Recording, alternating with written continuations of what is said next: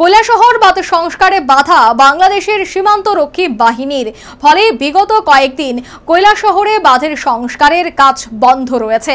ফলে আসন্ন বর্ষায় ঊনকোটি জেলার জেলা সদর কৈলাসহর বন্যায় জলমগ্ন থাকার যে প্রবল আশঙ্কা দিয়েছে। এই খবর চাউর হতেই গোটা ঊনকোটি জেলায় তীব্র ক্ষোভ বিরাজ করছে। কৈলাসহর পুর পরিষদের বিদ্যানগর, দুর্গাপুর, সোনামারা, গোবিন্দপুর, শ্মশানঘাট প্রভৃতি এলাকাসহ সফরকান্দি, লুটিয়াপুরা, রাঙ্গাউটি, মাকুরলি ইত্যাদি গ্রামীণ এলাকাগুলির মনু নদীর পাড়ের বাঁধ দীর্ঘদিন ধরে সংস্কার করা হয়নি। অবশেষে রাজ্য সরকার বন্যা নিয়ন্ত্রণ দফতরের পক্ষ থেকে বাঁধ সংস্কারের কাজ বিগত এক মাস পূর্বে শুরু হয়েছে। বাঁধ সংস্কারের কাজ শুরুর প্রথম দিকে কেউ কোনো বাধা দেয়নি। অন্যদিকে কৈলাসহর শহরের একমাত্র শ্মশানঘাটটি ভারত বাংলাদেশের আন্তর্জাতিক সীমান্তের পাশে অবস্থিত। এই শ্মশানঘাটটি বাংলাদেশ স্বাধীন হবার পূর্বে অর্থাৎ মুক্তিযুদ্ধেরও পূর্ব থেকে কৈলাসহর মহকুমা মানুষ এই শ্মশানঘাটটি ব্যবহার করে আসছে। তাছাড়া মনু নদীর পাড়ের বাঁধের উপর দিয়েই এই শ্মশানঘাটটিতে আসা যাওয়া করতে হয়। সাম্প্রতিককালে কৈলাসহরের সব অঞ্চলে মনু নদীর বাঁধ সংস্কারের কাজ শুরু হয়েছে। একই সাথে কৈলাসহর শহরের শ্মশানঘাট এলাকার মনু নদীর বাঁধ সংস্কারের কাজও শুরু হয়। কয়েকদিন কাজ করার পর বিগত 5 দিন পূর্বে হঠাৎ করে কাজ চলাকালীন সময়ে বাংলাদেশের সীমান্তরক্ষীরা শ্মশানঘাট এলাকায় বাঁধ সংস্কারের কাজে বাধা দেয়। বিজেপির বাধাদানের বিষয়টি বিএসএফ কর্তৃপক্ষ স্থানীয় মহকুমা প্রশাসনের নজরে নেয়। পরবর্তী সময়ে কৈলাসহরের মহকুমা শাসক প্রদীপ সরকার স্থানীয় বন্যা নিয়ন্ত্রণ দপ্তরের এক্সিকিউটিভ ইঞ্জিনিয়ার রণজয় দেববর্মাকে লিখিতভাবে জানান। মহকুমা শাসকের লিখিত আদেশ পাওয়ার পর এক্সিকিউটিভ ইঞ্জিনিয়ার রণজয় দেববর্মার সাথে উনার দফতরের উচ্চপদস্থ আধিকারিকদের লিখিতভাবে জানিয়ে দেন।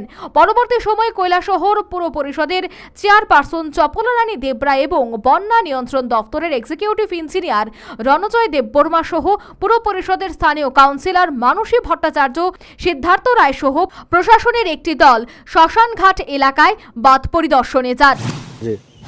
বাধা দিয়েছে বিজেপি, বাধা দিয়েছে বাংলাদেশের তরফ থেকে। তার জন্য এটা আমরা চিঠি দিয়ে দিচ্ছি আগে ডিপার্টমেন্টকে যে এগুলি পারমিশন এখনো আসেনি। তো এই যে বাংলাদেশ বর্ডার গার্ড বাধা দিল, মানে এটা কি সরাসরি আপনার মাধ্যমে বাধা দিয়েছে? না, তো ওরা কাকে জানিয়েছে? তারা ওই যারা দিচ্ছে তাদেরকে বিএসএফকে বলেছে, যায় না। তো আপনি কি বিষয়টা আপনার ঊর্ধ্বতন কর্তৃপক্ষকে জানিয়েছেন? না, আমি আজকে মাত্র খবর পেলাম, আজকে চিঠি পেয়ে এলাম, একজন চিঠি পেলাম আজকে।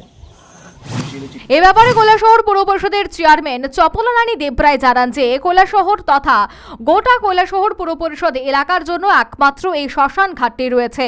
বাঁধ সংস্কারের কাজ শুরুর পর বাংলাদেশের সীমান্তরক্ষীদের বাধার পর কয়েকদিন বৃষ্টিপাত হয়েছে। এই বৃষ্টিপাতের ফলে বাঁধের অবস্থা আরও খারাপ হয়ে যাওয়ায় চলাচলের অযোগ্য হয়ে রয়েছে। তিনি বলেন, এভাবে বাংলাদেশ সীমান্তে রক্ষীরা আমাদের ভারতে বাঁধ সংস্কারে বাধা দিতে পারে না। কৈলাসহরের একটাই শ্মশানঘাট, যে শ্মশানঘাটের রাস্তাটা যদি সুন্দর না থাকে তাহলে মানুষের খুবই অসুবিধা। কারণ প্রত্যেকের বাড়িতে কখন কার বাড়িতে মৃত্যু হবে, সবাই এখানে যেতে হয়, সবাইকে এখানে দরকার আছে শ্মশানের। কিন্তু এখানে একটা বাধা বিপত্তি চলছে, সে কথাও শুনলাম।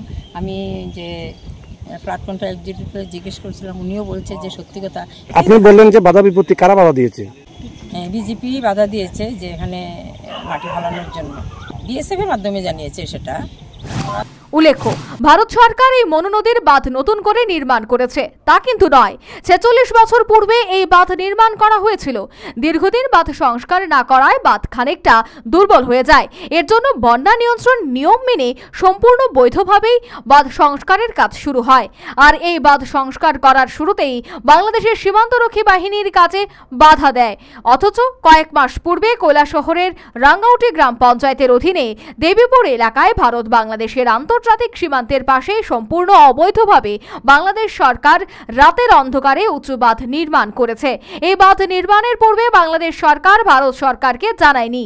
অন্যদিকে সংস্কারের কাজে অবৈধভাবে বাংলাদেশের সরকার বাধা দান করেছে। এই ঘটনায় সীমান্ত এলাকা সহ গোটা ঊনকোটি জেলায় জনমনে তীব্র ক্ষোভ বিরাজ করছে। Bureau report, news vanguard.